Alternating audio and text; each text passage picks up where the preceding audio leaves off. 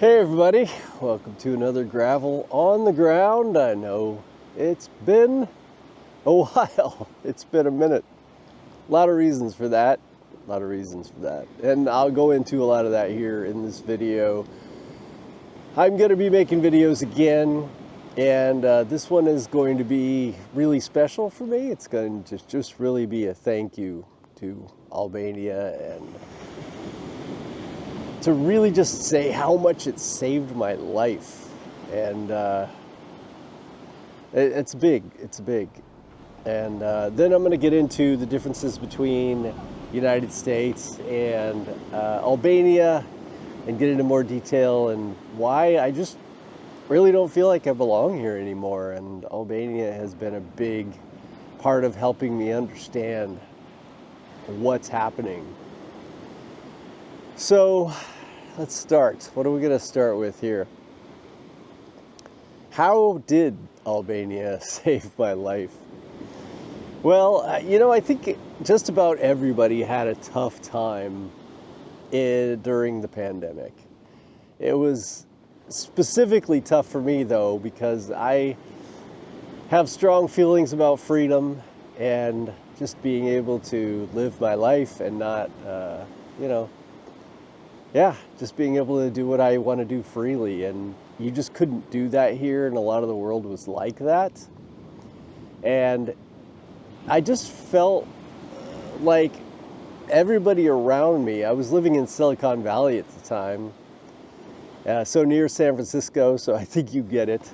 The place had gone way downhill in the previous years before. We had the Black Lives Matter, BLM riots, we had Antifa, all these crazy things were happening, and then the pandemic, and between all of that, there's just so much fear. People wearing double masks when they're driving by themselves in their own car. Everywhere you went, you just saw unreal amounts of fear. And even before that, a lot of the females, and I brought this up in an Albania video before, a lot of the people were just getting big dogs, a lot of women. And, you wouldn't see a lot of women walking without dogs because they were afraid.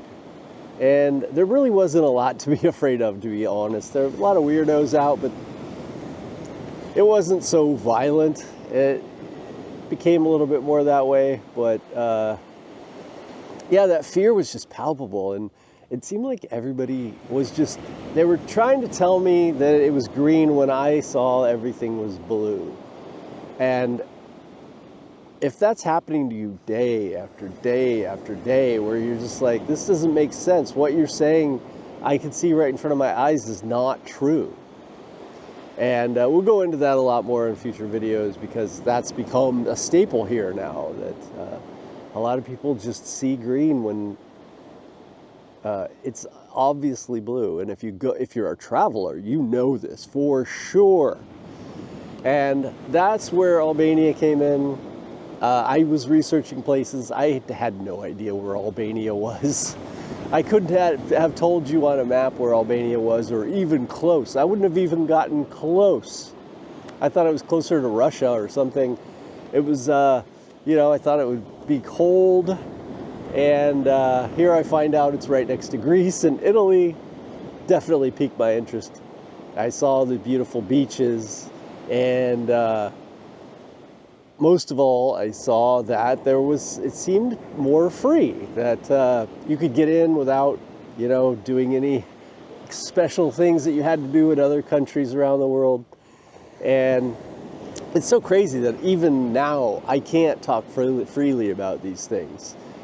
They put notes at the bottom of your videos and things. It's just crazy how things have changed. So I said, hey, I have to get out of here. I have to. I just couldn't be part of this anymore without going crazy. And so I took a trip, and I realized for an American, I can go there for a full year with nothing, just my passport. And that was so amazing to me. I was just blown away that, hey, there is this place that can be a refuge for me, away from all this craziness. And it was way, way better for me than I possibly could have imagined. It was beyond all my expectations. The people there were just wonderful. I show up to the airport. Everywhere else that I travel, I think I traveled through China at that time. It was just the worst experience in the airport, even worse than the United States. The pat downs and the way that you were treated like cattle, it was something. And so going through all those airports at that time, it was just ridiculous. But I had to do it. I had to go. And so I show up at the airport in Albania. The security there barely looks at my passport, stamps it, I'm right through. I mean, barely. I've never seen anything like that in my life.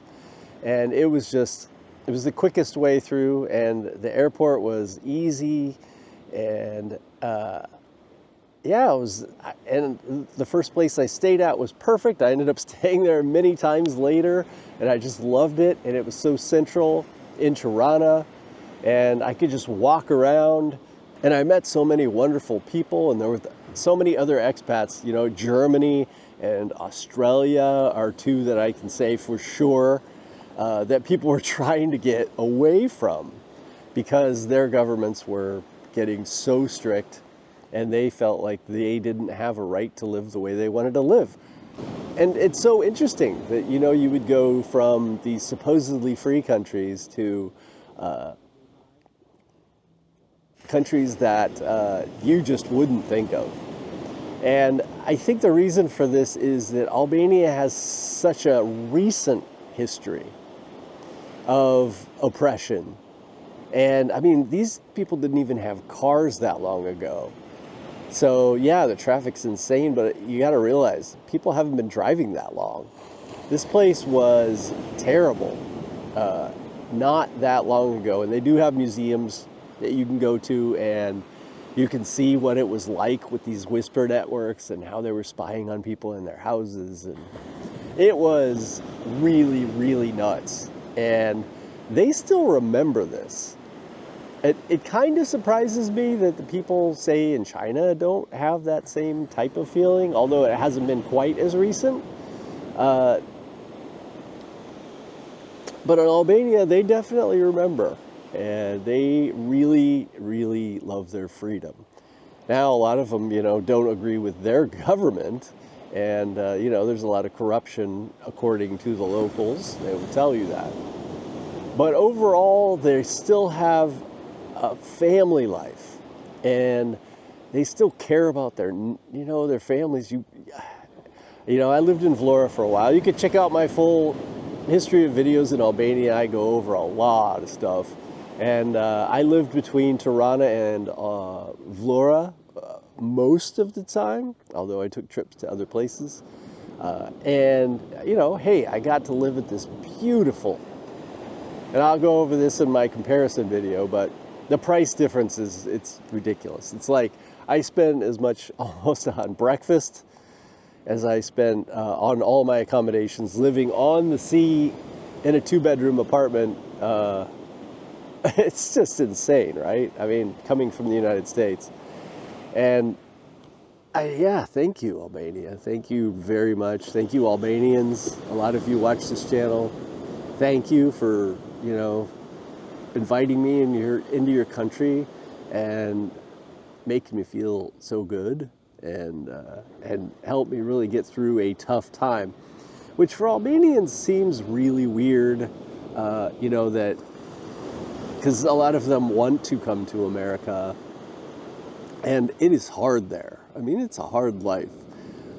There's plenty of housing, which is really nice, but to be able to afford to live there, they make very little wages. They work really long, hard hours, many days.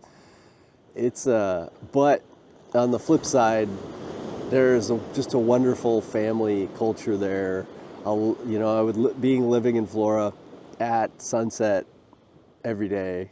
You know, you would see all the families. They come out of their houses and they go for walks along the beach together, and it just, it just feels a lot more natural, a lot more real and right. And other than, you know, the difficulty it is making a living there for the locals, there's a lot of really, really good things. Again, it's not perfect, but it did save me, and it saved a lot of other people. I'm sure there'll be people commenting below that how it really affected their lives and made things bearable for them. And a lot of us planned on staying.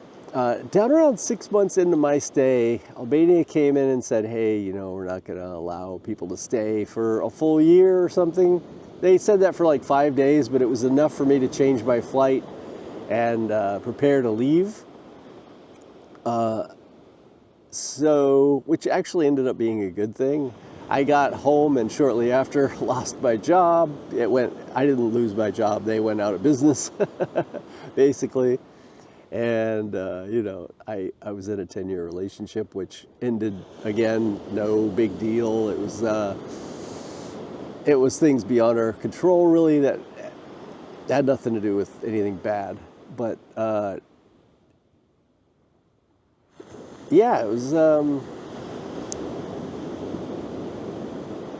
was an experience I'll never forget, and I have so much appreciation. I would like to travel back, and certainly if there was ever anything like that happened again, I would certainly go there. I will get into this in the next video, but even though I live in probably the most, or certainly one of the most beautiful, amazing places in all of the United States, I'm in California right here on the coast. I live pretty close to the beach. I know I don't belong here anymore. It just has changed so much in my lifetime. This used to be one of the most friendly states, the happiest states, and I had more friends than I could possibly deal with. I had the maximum amount you can have as a person, and I've just watched how everybody has been separated by race stuff, politics, gender.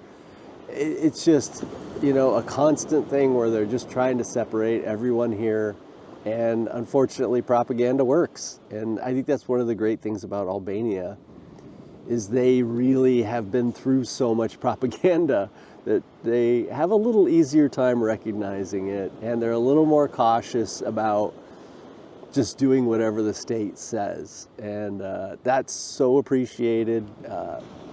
It really came to my aid, and thank you again. Thank you very much. And I'm looking forward to coming back and kissing the ground in Albania to give a real thank you and appreciation for your country and your people. And I will say more in the next video, but I just wanted to get this thank you out there. Thank you very much, and I will see everybody really soon. All right, bye.